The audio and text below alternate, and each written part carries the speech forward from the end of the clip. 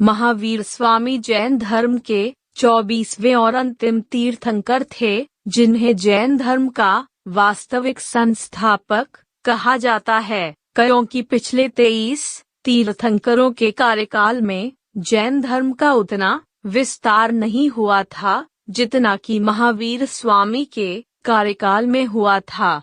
महावीर स्वामी के जीवन में जैसे जैसे बदलाव आते गया, वैसे वैसे कई उपाधियों से सुशोभित किया गया। महावीर स्वामी को दी गई उपाधियां जो इस प्रकार हैं।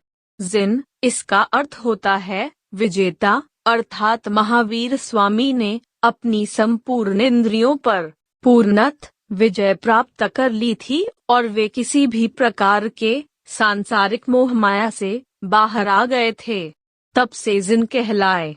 अरिहंत, जिसका अर्थ होता है योगी, जो संसार के कल्याण हेतु अपना जीवन समर्पण कर चुका हो, वैसे ही थे महावीर स्वामी।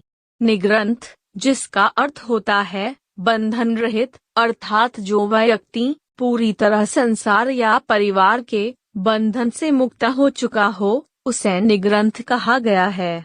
महावीर स्वामी ने अपने जीवन को पूरी तरह से संसार एवं परिवार के बंधन से मुक्त कर लिया था। महावीर, जिसका अर्थ होता है साधना के प्रति समर्पण, अर्थात महावीर स्वामी जब गृह त्याग करके निकले थे, तब उनके पास केवल एक ही जोड़ कपड़े थे। उसी को पहनकर वे 12 वर्षों तक भ्रमण करते रहे, जिससे उनके कपड़े फटकर नीचे गिर गए थे, परंतु फिर भी वे कठोर तपस्या करते रहे। लोग उन्हें पागल समझते रहे, किंतु वे अपनी तपस्या में लीन रहे और 12 वर्षों के बाद उन्हें जाम्भिक ग्राम में शाल वृक्ष के नीचे ऋजुपालिका नदी के किनारे ज्ञान की प्राप्ति हो गई। ज्ञान प्राप्ति के बाद उन्होंने नग्नता और कठोरता को जैन धर्म का सैद्धांतिक अंग बताया और पूरे जीवन नग्न रहकर ही जैन धर्म का प्रचार किया और उसका विस्तार किया। इस तरह वे महावीर बन गए। जैन धर्म में कुल 24 तीर्थंकर हुए हैं, जिनमें सबसे पहले तीर्थंकर या जैन धर्म के संस्थापक ऋषभदेव को माना जाता है। ऋषभदेव को आदिनाथ और वृषभनाथ के नाम से भी जाना जाता है। इनके बारे में प्रारंभिक जानकारी ऋग्वेद से प्राप्त होती है।